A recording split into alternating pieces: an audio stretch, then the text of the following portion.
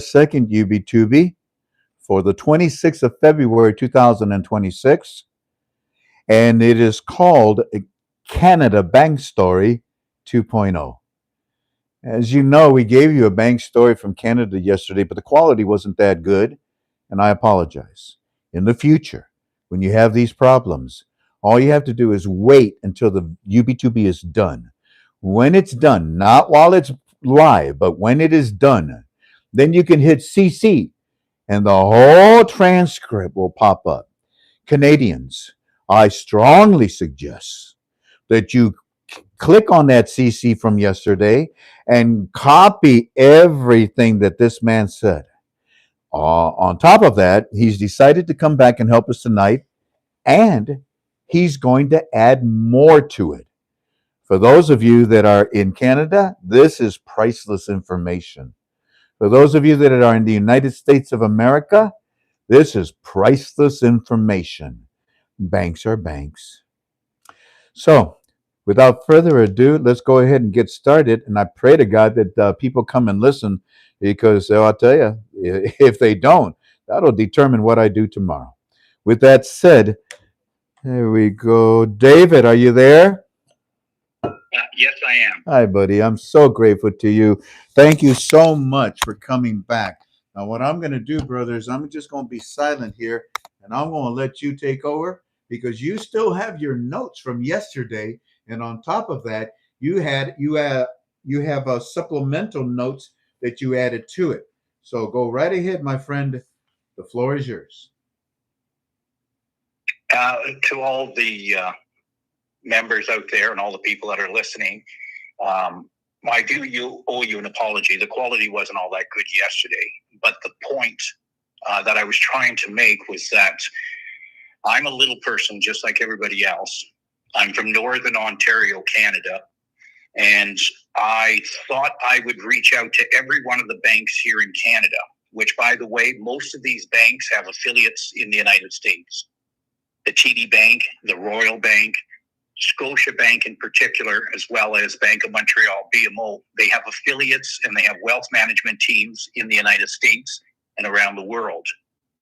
Believe it or not, 4 of our banks here in Canada are in the top 10 banks in North America. So we're right up there with JP Morgan, Wells Fargo, Bank of America, as well as all these other banks. So with that said, I won't take up all this much of your time, and I've got a great deal of footnotes. How everything came to be was that about 16 years ago, I was introduced to the Iraqi dinar. And at that time, there were people involved from all types of gurus, and they were given all kinds of information. But most of all, I managed to stay consistent in my belief that this was real and it was about to happen.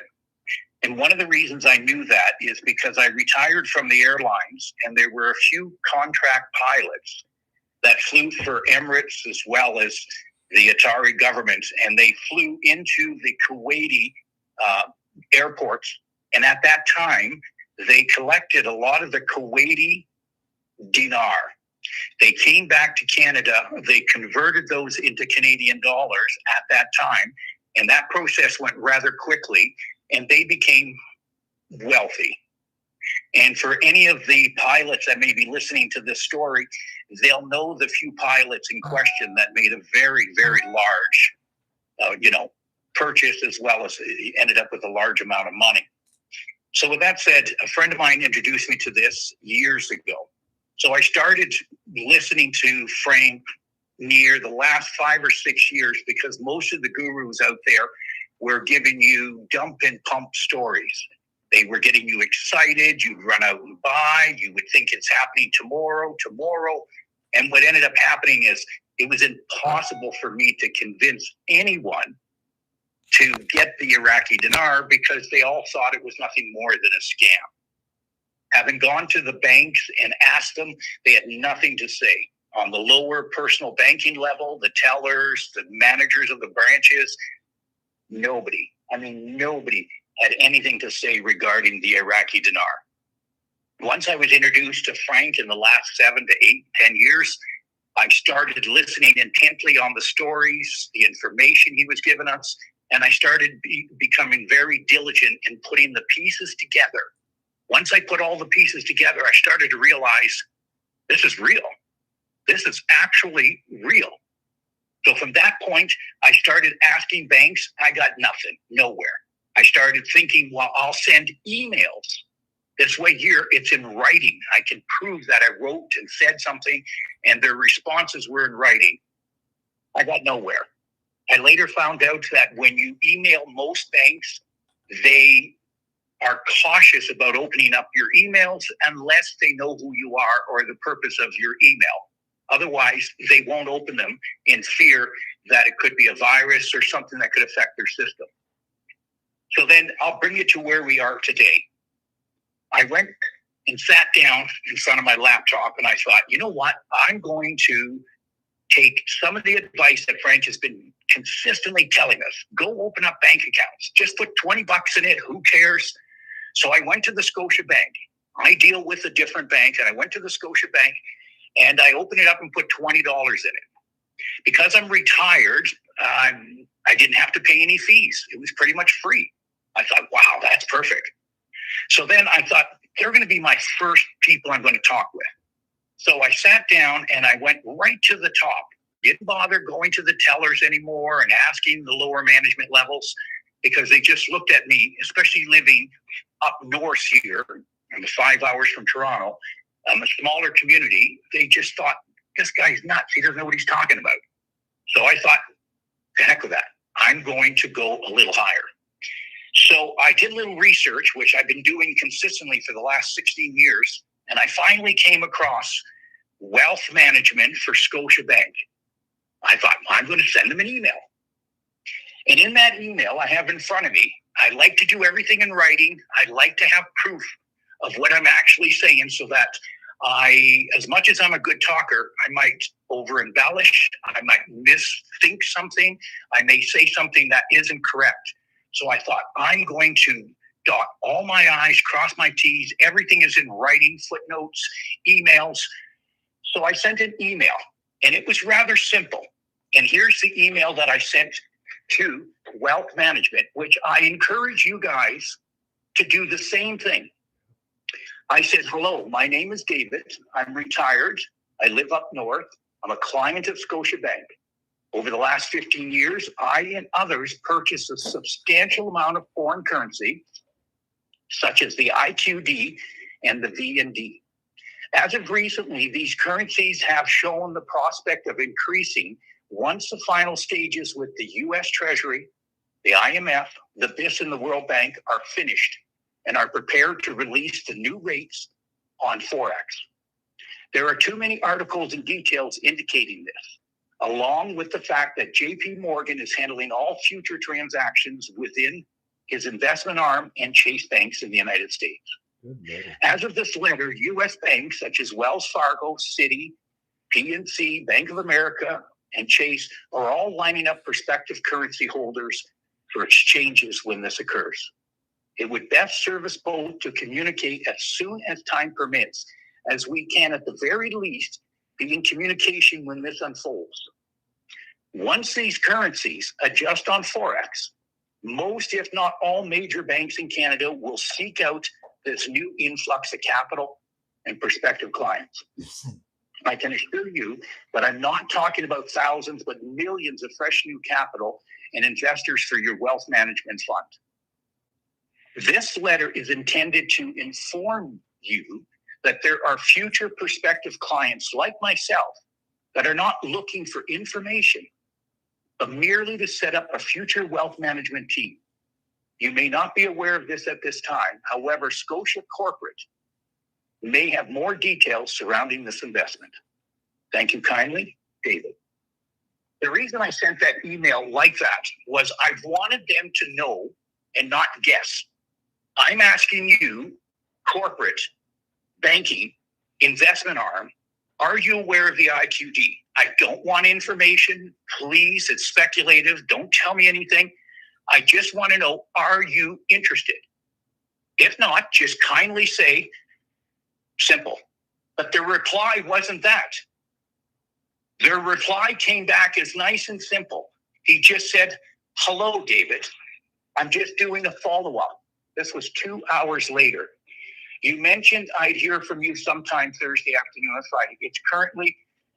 I'm currently in a position where I need to have a conversation with you. Okay. Is it possible we could set up a time where I can talk to you? And I replied, yes. Are you aware that I'm interested in setting something up regarding the speculative investment? He replied, yes. Tell me what are the dates that work best. So I got back to him in writing. This is important. It's not hearsay. It's factual. I get back to him and he tells me, how about Monday? I said, okay, Monday around 2:00, which is this past Monday. This email went out on Friday, roughly a week ago, 6 days ago. Then on Monday, he gets back to me, says, I apologize. I'm overwhelmed with my clients. I got an unexpected. Is there any way we can do this on Tuesday around 1:30 in the afternoon? Now, bear in mind, he's on the West Coast, 3 hours, similar to California. I said, sure. He gets back to me. And at that point, we have another conversation. And that conversation, I record it. I thought, I'm going to have an extra cell phone beside me. I'll just hit record and I could talk to him. He was a little bit difficult to hear when you're recording, but I asked him a whole bunch of questions. He asked me a whole bunch of questions. And in the end, I thought, wow, if he's not interested, this is his second chance for him to say, yeah, we'll look into it. We'll contact you when this happens. We'll let you know. The old buyback is in greenback theory. We'll come back at another time, but he didn't. So I thought, all right, good enough. So these are some of the questions that he thought he would ask me.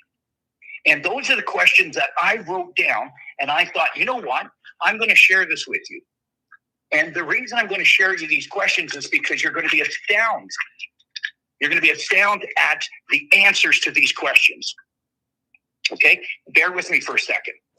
Now, one thing that he kept asking was, why do you say IQD? I said, well, that's the 3-letter code on Forex. It's the exchange code. He said, I prefer you refer to it as Iraqi dinar.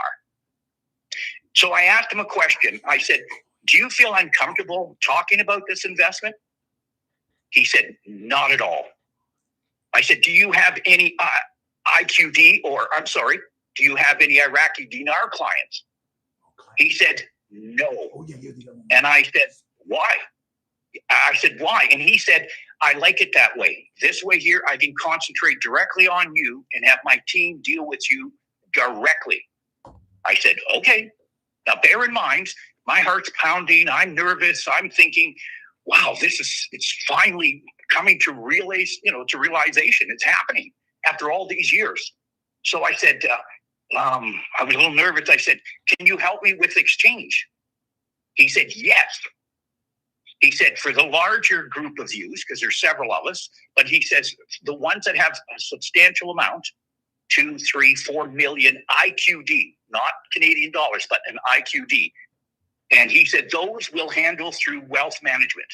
Yes. The smaller ones, I said, I have family that have 30, 40, 50, 100,000 IQD. I said, those people, he said, we'll handle those on the banking branch level. I said, okay, so now I'm pumped. Now I start to feel like he's listening. And he had an opportunity twice so far. This would be the third conversation we had. There was a chance for him to back out of this one. I said, why did you get a hold of me so quickly from when I sent you that email? He said, my policy is wealth management with my team is we get back to our clients within 48 hours. I said, okay, all right.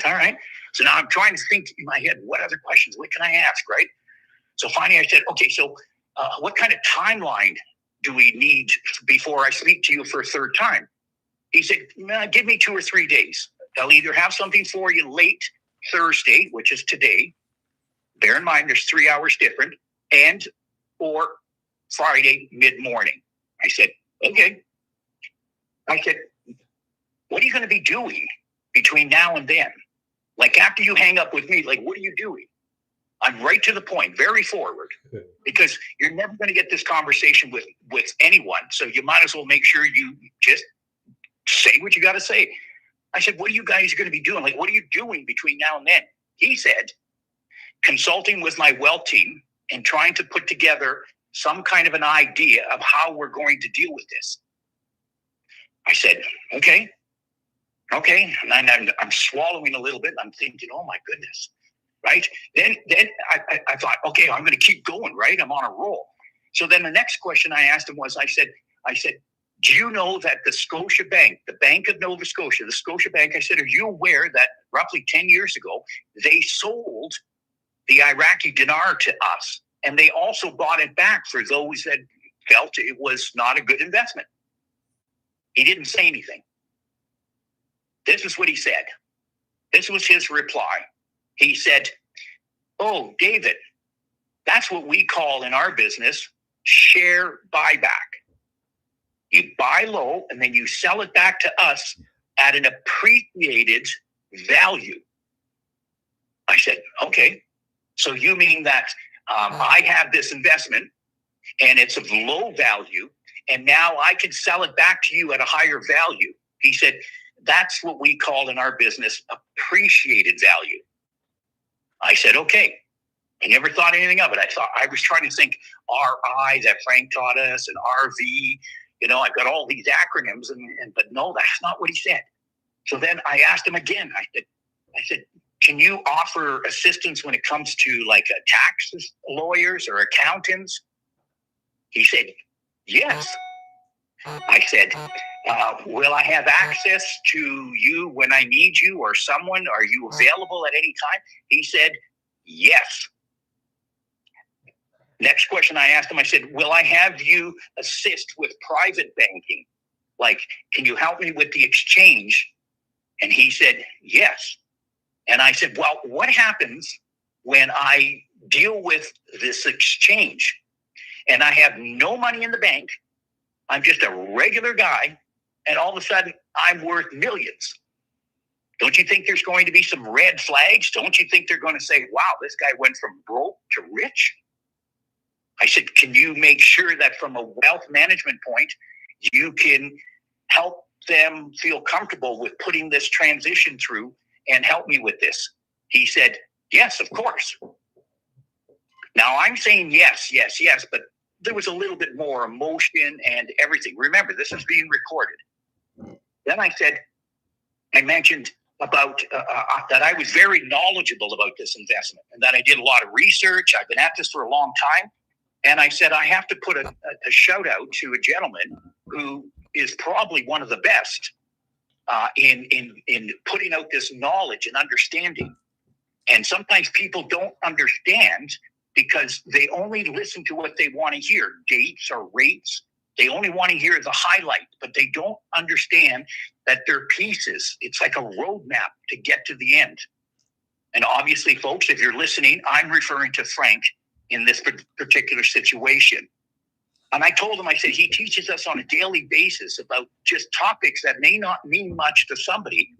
But if you're trying to figure out a timeline or the necessity of this happening, where does it fit in the world of liquidity shortages, banking issues, mortgages, foreclosures? And I told him all of this stuff. I said, are you aware of all the housing problems, foreclosures, banking, liquidity? He said, yes. That's the reason why I've called you for the third time. I'm listening to you. I said, okay. I said, so we're at this point now where do you go? Like, what do you do from this point? And he said, this is what I'm going to do. I'm going to put together a team, and this team is going to consist of everything you want. And I said, but you don't know what I want. He says, that's where I'm going to ask the questions now. It was 45 minutes. Now, he had an opportunity on 3 moments, 3 chances for him to just say, we'll get back to you. We'll call you. He could have pushed me off in a way, or he could have just said, yeah. But he didn't. But he was more than intrigued. So when I started to really get into a lot of the conversations with him, I started to really get in depth, and he started to sit there and he started to really, really listen. And the few things that he mentioned to me was that, okay, first of all, David, please refer to it as the Iraqi dinar. I said, okay, I can reset that. And I said, what do you think about the rest of my investment regarding V&D? And he said, I don't want to talk about that at this time. I don't want to talk about it this time. And he was adamant. And I tried squeezing that in one or two more times. But he reminded me, I am not going to talk about the V&D. I'm only interested in the Iraqi dinar. So I said, okay. Then he said, David, it's my turn now. I'm going to ask you some questions. So he asked me, he said, how many dinars do you have? Just you. I'm only talking about you. And I was trying to be conservative. I didn't want to let the cat out of the bag, but I also didn't want to be, mislead him, because I wanted to make it enticing enough that he'd be interested. I said, 5 million dinars. He said, okay. And he said, and he always used the same word. Okay. He always used the same word. And that word was appreciated. He kept saying, so if you have 5 million dinars and we anticipate an appreciated value, what do you think that value is? I said, well, if we're fortunate, they may go back to 322, which in essence could be a reinstatement. And then they could revalue from 322 to as much as float it to $4 or $4.50. He said, okay, so based on the lowest it could possibly be, what would be your amount, so that I have some idea in what of my team members are going to be directed? I said, well, at 322 times 5 is, I said, well, 15, maybe $20 million. Now, for you listeners out there, the 322 is in USD. So you have to add another 33% to the Canadian dollar. So that 15 to 20 million that I'm talking about is not counting in the exchange value between USD on Forex and the Canadian dollar. I'm moving. So then he said, well, what about the rest of the people you have? I said, well, they're family and friends. How much do they all have? A lot of us have been in this for at least 15 years. I said, well, conservatively, about 40 million IQD. Now, I didn't want to misspeak yesterday. If I did misspoke, that was by accident, but we're talking in IQD. Okay. So I said, I got about a group of about 40 million IQD. He never said anything. The phone call just went silent. I was like, hello? Like, are you still there? I thought it was a drop call. And I said, are you calculating? Something like that. And he was doing the numbers at 322 USD times 40. So I said to him, you know what? We're looking at 120, 140 million dollars. No. He said, and I said, now the little people, you said you take care of them on the lower level with the banking. He said, yes. The bigger players, he said, are there some as big as you or a little bit bigger? I said, yes. I said, there are bigger. And I said, I'm being conservative with what I'm telling you. Then I said to him, he said, okay, well, we can handle that. And the next thing he said to me was, what is it that you want as far as us to help you? I said, well, I'd like a tax attorney. I wouldn't mind the idea of an accountant. And he said, oh, yeah. It was almost like if you were standing in front of him, he was waving his hand as if to say, oh, that's nothing. And then I thought, okay, how about I self-directed investment? I want to be able to steer where I want my money to go. He said, okay, we have people that just do that. I said, I have family members where I'd like to set up maybe a trust and generational wealth. He goes, I have people for that. I said, I want a dividend. Like I'd like make sure that I could get substantial amount every month or quarterly so that I could live nicely at my age. He said, okay, no problem. So I started thinking, wow. He said, is there anything else? I said, well, you're way across on the West Coast. How does this work? He said, give me your postal code, which is like your zip code. And I said, okay. Couple of minutes, he doesn't say nothing for, it wasn't quite a minute, but when you're waiting for something, it seemed like forever. A couple of seconds later, he comes back and he says, yeah, we're going to get somebody in your area. I'll have them contact you and they'll be privy to everything we talked about and they'll set something up with you. Would you like a phone call for your meeting? Would you like a Microsoft Meet for your meeting? Or do you want in person? And I said, oh, I would prefer it in person. He said, okay. I said, well, the nearest place to me is a couple hours away. I'd rather not drive. He said, no worries. They'll either come to your place, like to your town. They'll go in the bank. They'll set up an office in the back room.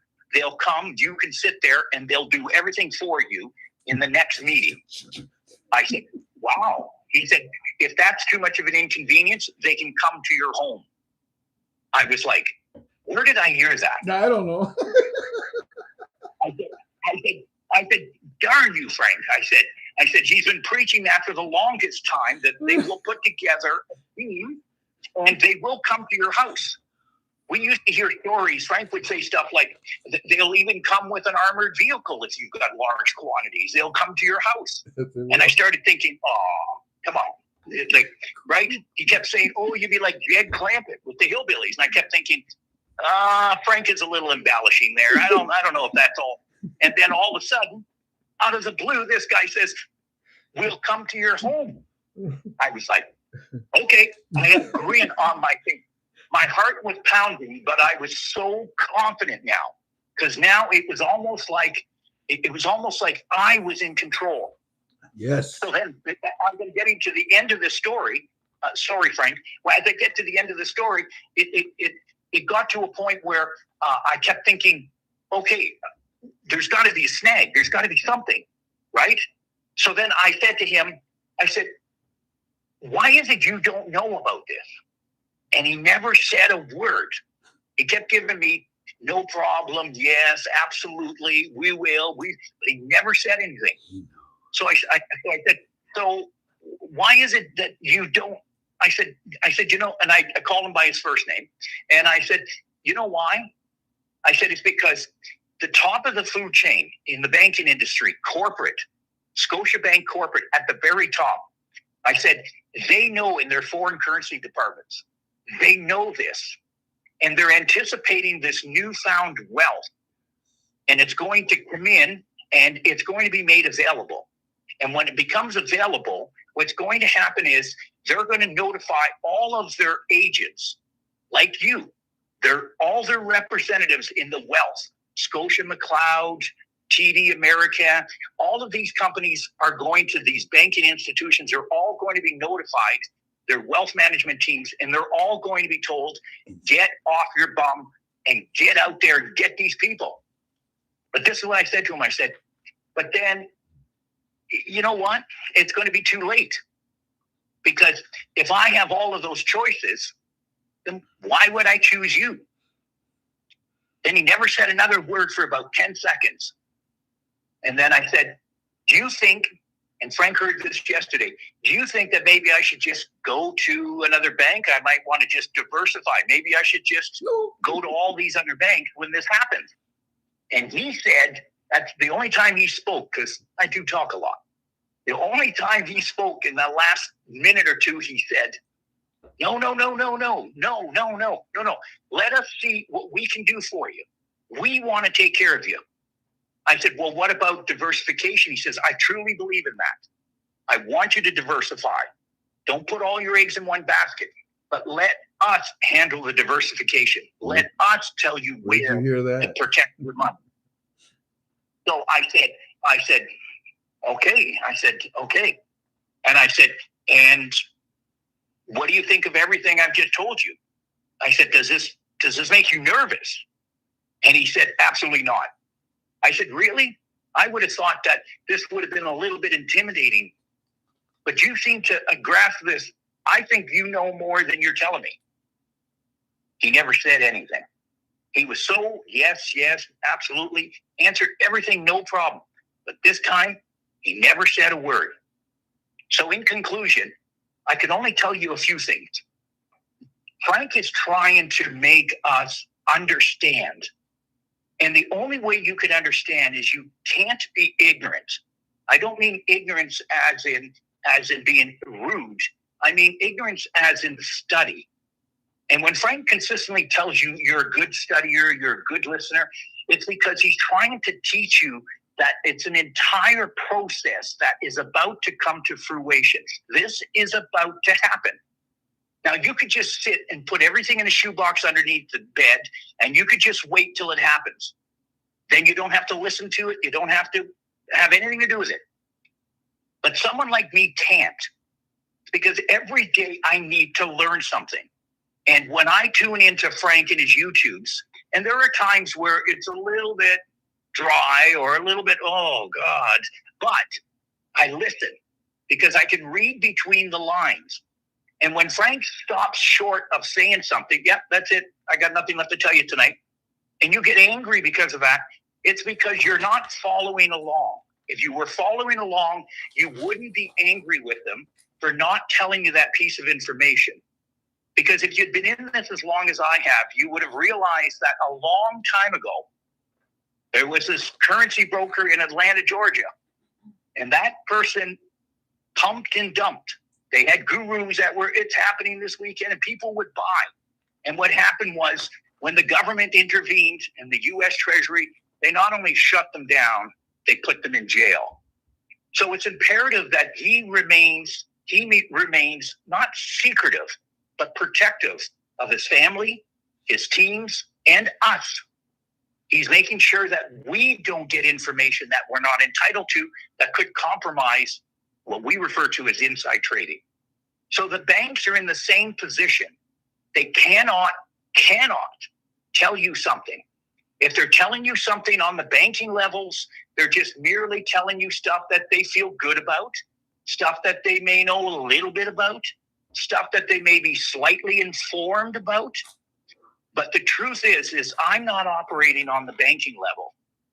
I'm operating on the investment level. I thought, the heck with the banking level. They don't know what's going on. I'm going to move up to the top. And for that reason, I highly recommend that each and every one of you reach out in writing.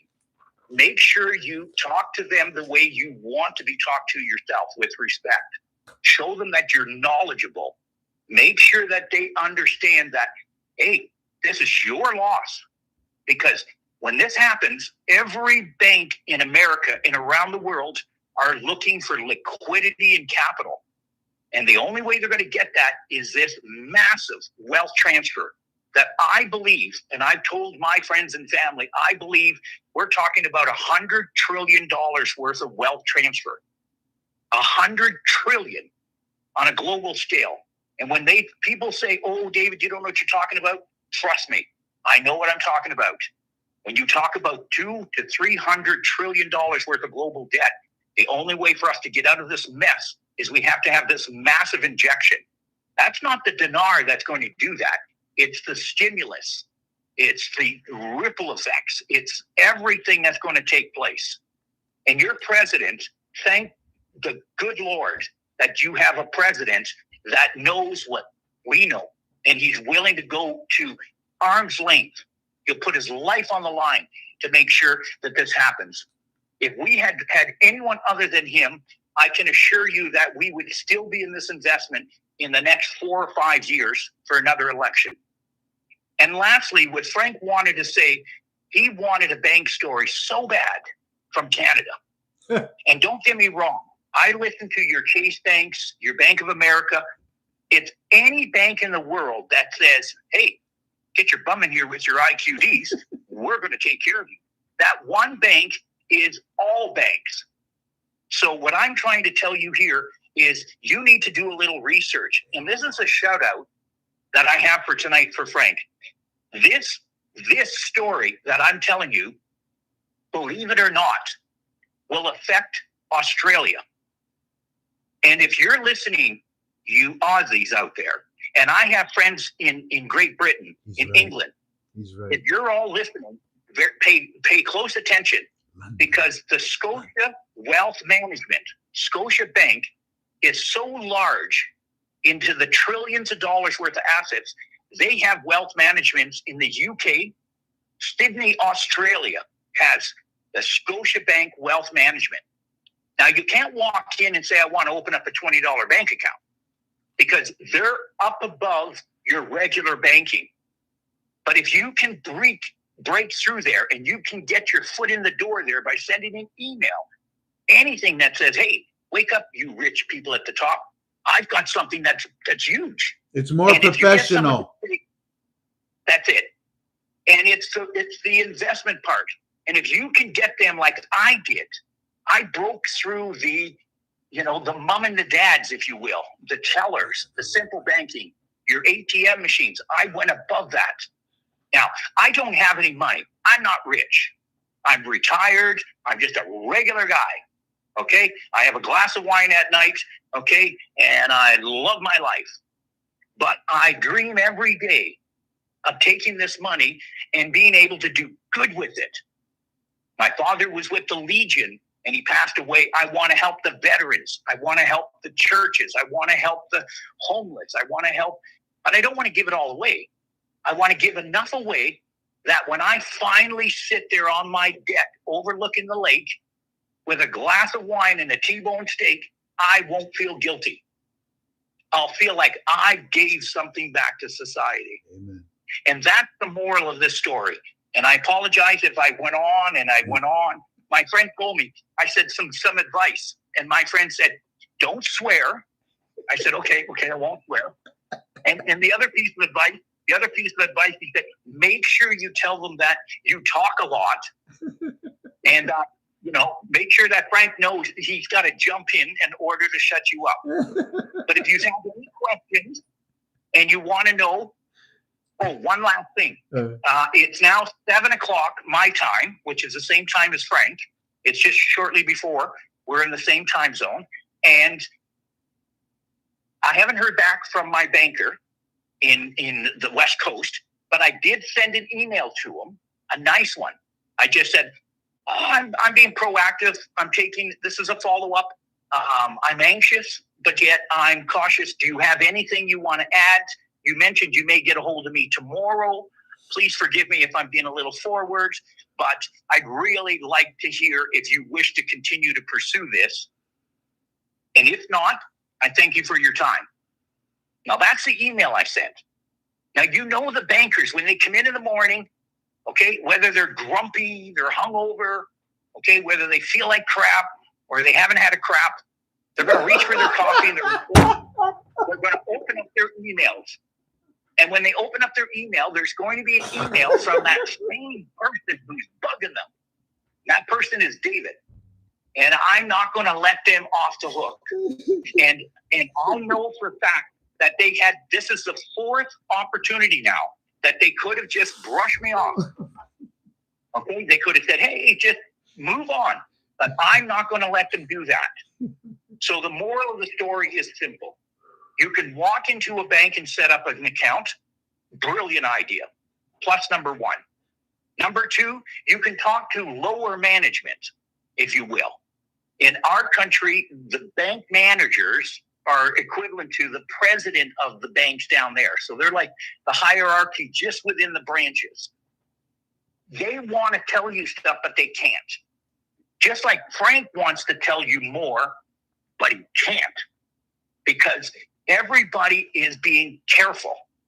Oh, and this is the last piece. Hang on a second. I told my friend this. I played the video for my friend. He's a member with KTFA, and I played it at the 14. Let me get my paperwork. Yes, at the 14:07 mark in the video, in the recording, he says to me, "Oh, you're just like a George Soros."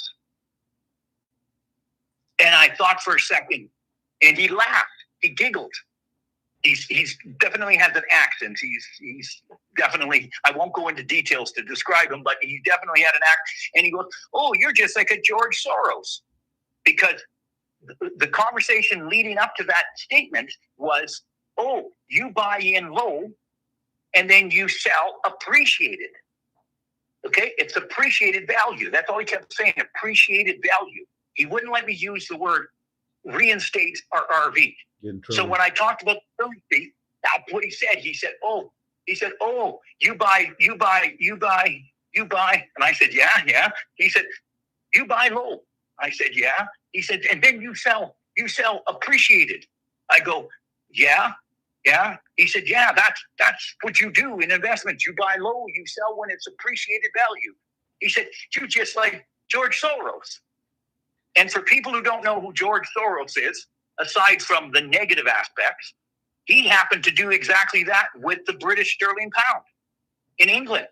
He went in and he bought all of the British sterling pounds at low, and then he flooded it back to the British bank, okay, their central bank, and he basically bankrupted England.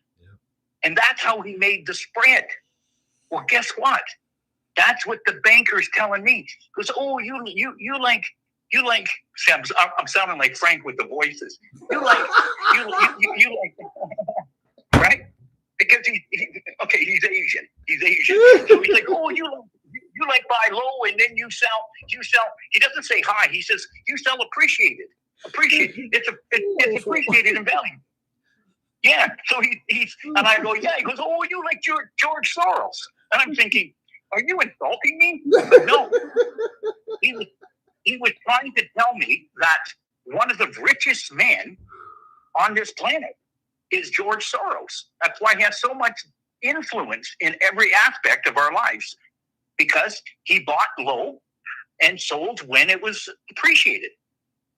So anyhow, that's all I have to say. And I thank all of you for listening. I apologize for yesterday. And just for the record, we didn't buy $40 million worth of IQD, because that would be billions and billions and billions of dollars. First of all, if I had $43 million, no offense, but I don't think I'd even be bothering with the IQD. Okay? I'd be living a pretty good life. So what I tried to convey to Frank was that we have total about 40 million IQD. And if you put a basic rate of 322 USD and convert that to Canadian, you're talking $200 million. What bank in their right mind wouldn't want us? So anyhow, that's it. That's all I have to say. And Frank's got Bible study coming up, and he actually was courteous enough to push Pastor Ken a little bit further, and he's just been. I thank you, Frank, in so many ways, and it's no matter how much people sit there anxiously waiting for this to happen.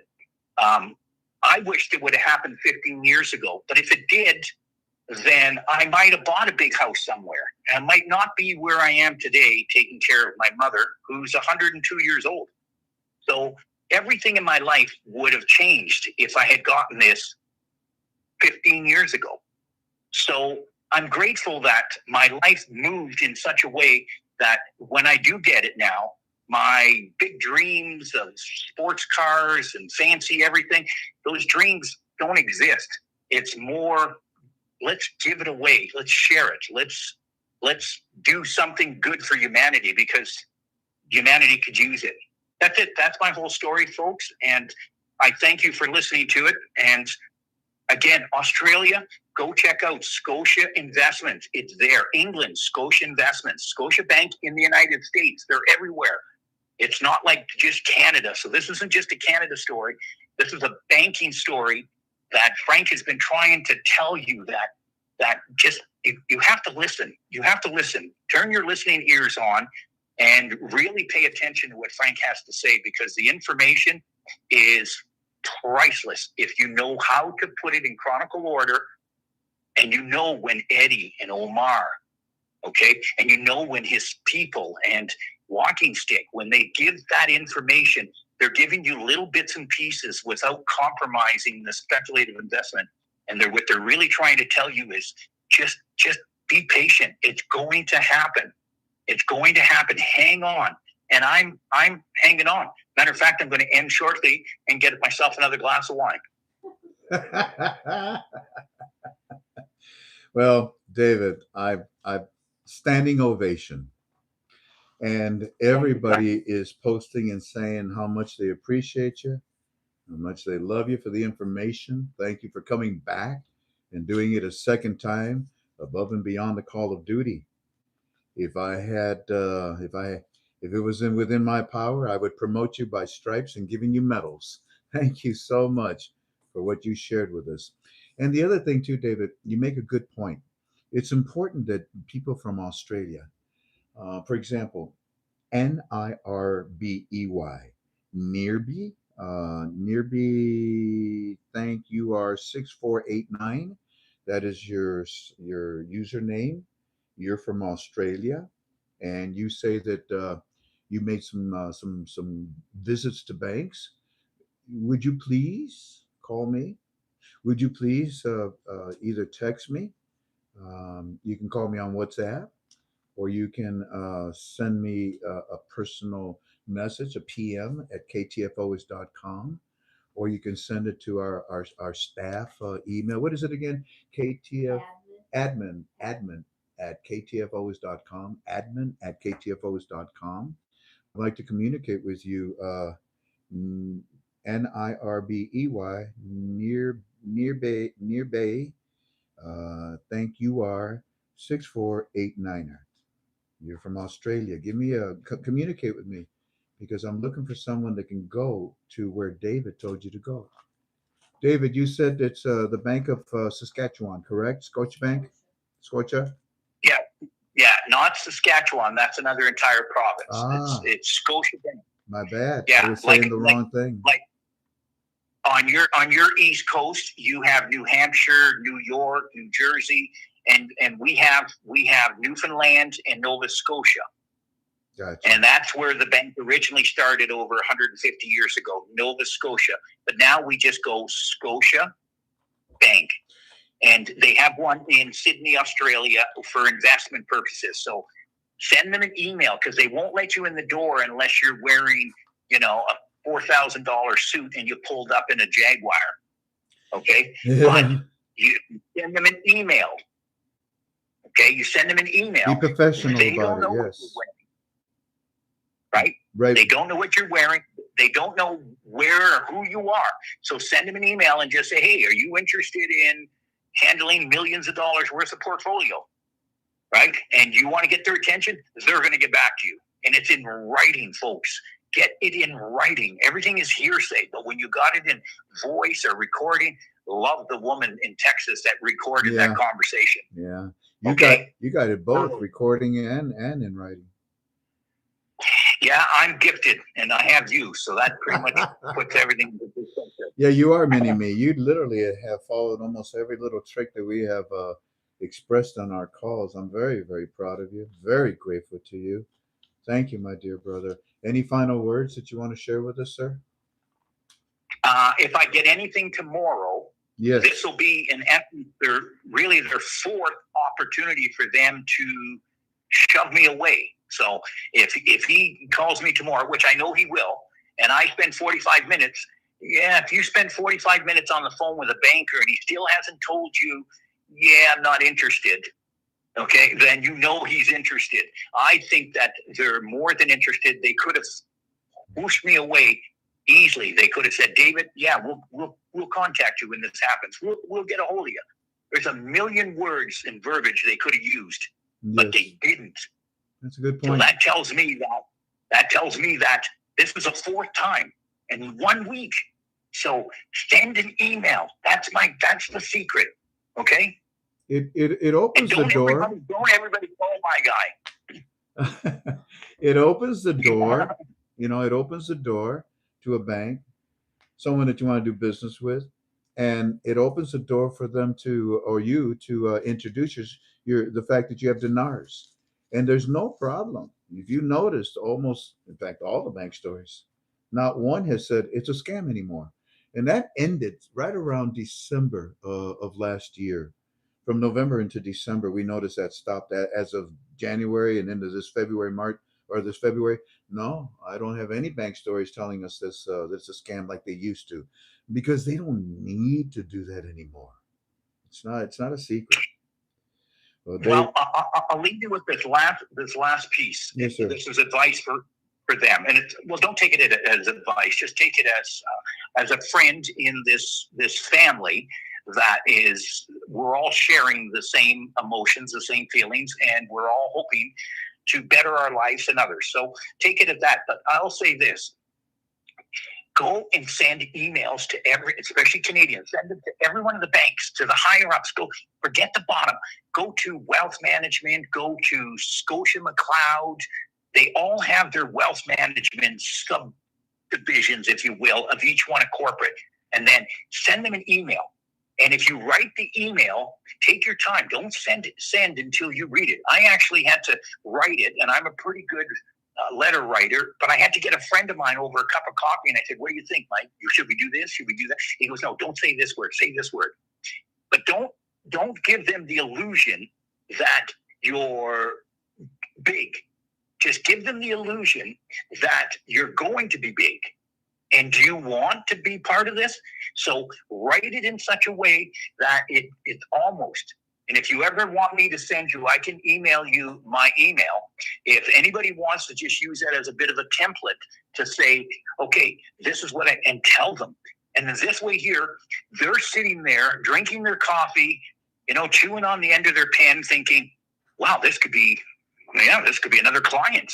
And this could be a promotion for me. This could be more money for the bank, more money for investment, more money for. So let them imagine that you're what you are. Let them figure it out. Don't tell them who you are. Let them figure out who you are. And then they're trapped. And that's kind of the situation I'm in. I didn't trap him, but I merely said, hey, are you interested in a couple of $100 million? Get back to me. 2 hours later, boom. And then he never stopped staying in touch with me for the last 5 days, because to him, I set the hook, right? Boom. It's like fishing. That's it. Go with the email. Because when you're talking, you get nervous. You may not have the right words. You're hoping they're going to say. You don't know what to say. You're standing in a lobby. You don't have much time. Go with the emails. Anyhow, Frank, I'm going to say goodnight to you. And thank you for giving me this platform. Thank you. And give me your time and Tink's time for me to be able to express, my emotions, my feelings, and the information that I have. I'm truly blessed to have people like you in my life. So for that, I say, God bless. As we are blessed to have you, my dear brother, please get back with us. And you have, like I told you yesterday, you have carte blanche with me. When you have more information, I will stop whatever I have and we'll bring you on, because we want Canada, we want Australia, we want London to realize that all they have to do is do what you did. Go to Scotia. Am I saying it right? Scotiabank. Scotia. Scotia. Yeah, Nova Scotia. Nova Scotia. Got it. Hey, by the way, yeah. I'm going to be Are you out there by Oak Island, people? That's where Nova Scotia is. Maybe someday I'll come and see you, because Oak Island is the island that belongs to Nova Scotia. My plans are to invest in gold and many different things, and maybe I'll be seeing you soon. God bless you, my dear brother. God bless you and Tink and the family. All right. Reach out to everybody and say thank you. Thank you. Okay, I'm going to let you go. Yes, sir. Good night. Bye-bye. Well, family, I'm grateful to God. I'm grateful to David. I'm grateful to all of you that came. Thank you very much. They're still going to be, they're starting to disappear. Good. Go, because I still have more to share. But we're going to try to do this as quickly as possible. What I want to share with you is what's going on in Iraq. What's going on in Iran. Now, what I want to share with you is that, well, first of all, to be honest, hold on, let's see if I can find this. Oh, here it is. I want to talk to somebody. I won't say your name, but I will say that that's you. You know what you look like. Now, you send me this. And in fact, hold on, let me, sure, why not? This is what he sent me, ladies and gentlemen. Okay, see that? All righty. And it says that Trump got sick of waiting for the RV. It's not an RV. It's two Iranian citizens in Iraq that have been holding it up. Oh, really? Just two? All righty. And then he sends me stuff. And then he sends this. He says, "Hey Frank, are you deaf? Are you blind? Can't you see all this information that I'm sending to you? I mean, it's very arrogant. Wow, you didn't even say thank you. I find it very offensive." And I said, "Friend, I don't know who you are, but I'm dealing with something at a hospital right now. I don't appreciate you. Uh, I said, please respect my life. Please respect my time. And by the way, all that you're sending me, we already have it, and none of it is true." And then he says, "Oh, okay, well, I'll send prayers." Oh, wow, okay. Then I said, wait a minute. I just saw where you said that it's very offensive and it's very arrogant. So I said, do me a favor and grow up, okay? That's ridiculous. Like I need you to feed me information. So then he sends me another one, another thing. And he says, "Well, that's the truth. I sent you a lot of stuff. You never even reply. It takes 2 seconds. I'm telling you. And that's how you've been for the last month. Not for 1 month. For every time I send you something, you never respond back and say thank you." To which I, not one, not even a reply. And he sends me more stuff. To which then I say to him, "Friend, a friend, because I don't even know who you are. I receive 100 texts a day, over 150 emails. I don't even know how many personal messages I get, let alone the mail that comes to my home, let alone the phone calls with the voice messages. And if I don't respond to you, I mean to one, there must be a very good reason. I'm busy." And he says, "Well, all you got to do is just type and copy and paste and copy, and it just takes 3 minutes." And really, so I said to him, "Okay, you want me to do this for the hundreds, if not thousands, of people that communicate with me on a daily basis, huh?" So I said to him, I said, "Do me a favor. Um, I'm going to block your number. Okay, I'm going to block your number. I'm tired of this." Unbelievable. Family, don't, if you want to send me something, thank you.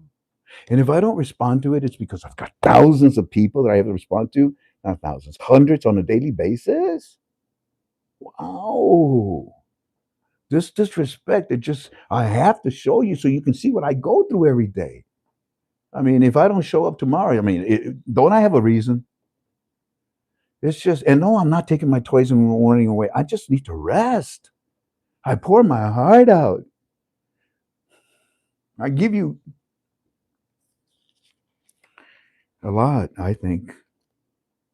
And I just didn't think it was fair, I mean, for this person to demand. Oh, you ready for this, family? You ready for this? Watch this.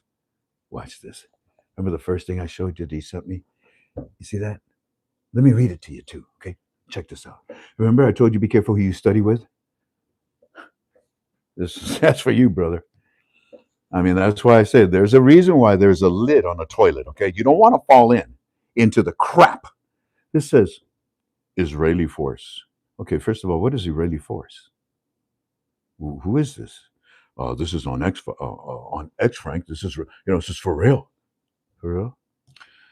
Okay, let's see. Breaking news a few minutes ago. The war started. The war started. The war started. Oh, my word. The United States of America has carried out one of the largest attacks of helicopter deployment in the modern history, stunning NATO allies. They don't care.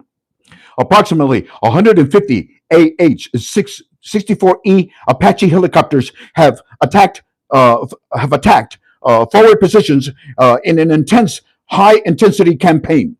With one of the deadliest missions in modern warfare, the AH-64E has rained bombs down onto Iran. Oh, this is breaking news, Frank. Oh, you need to tell everybody at KTFA. Oh, look at that. Whoa, look out, Frank. And I brought this to you, Frank. You're welcome. You're welcome. Say thank you, Frank. Say thank you. I don't hear you, Frank. You're a jerk, Frank. So then I looked at it and I said, what? 150 AH? Those are those are Canon. Those are Canon helicopters. They don't fire any missiles. Where but no, they shouldn't. I want somebody to correct me. No, they don't. They got gunnery. They got. They'll tell you. They'll destroy you. And they don't fire missiles. But yet, oh yeah, Frank, breaking news: the 150 AH 100 is bombing Iraq right now. Or excuse me, Iran right now. Yeah, this is breaking news. The war started. This is so important. And because I didn't respond to him because I knew it was crap, I thought, well, I'll leave it alone. But no, he wouldn't leave me alone. He kept sending me more crap. And then I showed you everything that he says to me. It's ridiculous. My goodness gracious, you talk about an ego. So I told him, I said, oh, as you can see that little red thing there? I said, I'm done with you. I'm going to block you. I'm tired of even trying to help you. It's ridiculous. Sir, the stuff you sent me was all lies, garbage. You don't even have the mentality to understand how these weapons and these helicopters are properly used. Then again, I messed up with the with the F-35, so I better shut up. Oh, big block now. Yes, sir. I sure did, Tortuga. I blocked him like a heart attack. No, I shouldn't say that. That's not nice. I was taught that if you don't have anything nice to say, don't say anything. Okay, who said that, Cindy? No, man, Cindy was being okay. Why did we get rid of that? There's no reason to get rid of that. Anyway, so alrighty, family. I think I'm done. So NIRBEY, thank you, 6489. You're from Australia. If you want to go and visit the Scotia Bank, then give me communicate with me. I'd appreciate it. I'd like to see what you can help us with, Australia. Peter, Peter, you're very well known. Also, what is that gentleman's name that gives us $10 almost every UB2B we do? Oh, he's in Ukraine though. No, he's in Ukraine. Never mind. Anyways, I think I'm done, family. So I invite you to our Bible study that Pastor Kendall is about to run in just a few seconds. And tomorrow is Friday. I won't be with you at 4 o'clock. I don't know if I'll be with you tomorrow. Maybe I can just rest, huh? You've got a lot. You have so much information. You can't go anywhere on the internet and find what I have to give you. So if I don't show up tomorrow, yeah, you're going to lose a lot. But I put it in premium. I put it in Club 26. So tonight, by the way, premium in Club 26. This is our report from our teams in Iraq for today.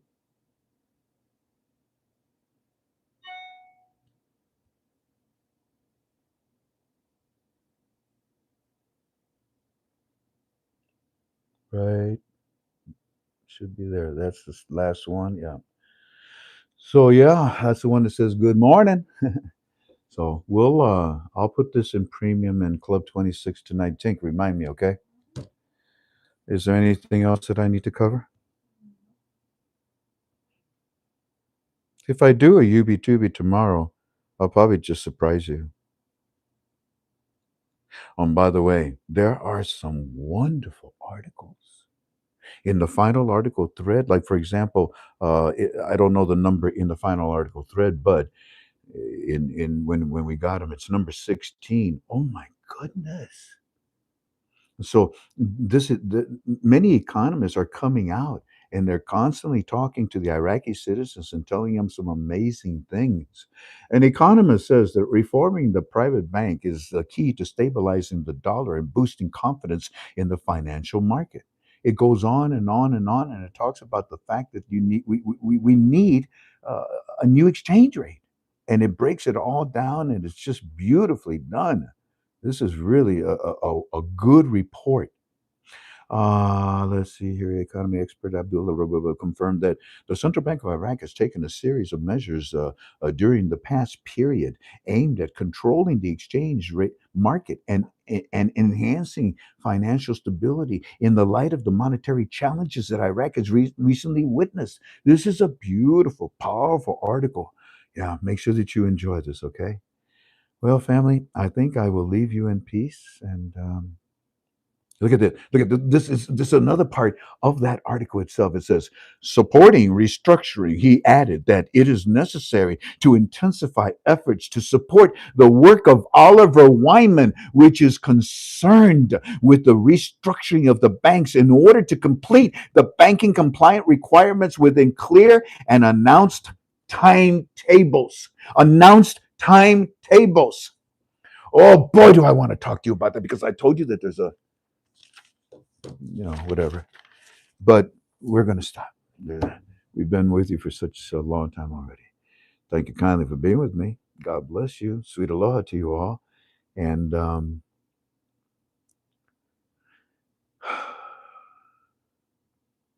we'll see what we do tomorrow. Please pray for the situation that's happening in Iraq and in Iran. Please pray for the leadership of President Trump and Netanyahu that they make the right decisions. And whatever Trump does in this campaign, I support him 100%. God bless you all. Take care of each other, pray for each other, visit each other, just love each other. Sweet aloha. Bye bye.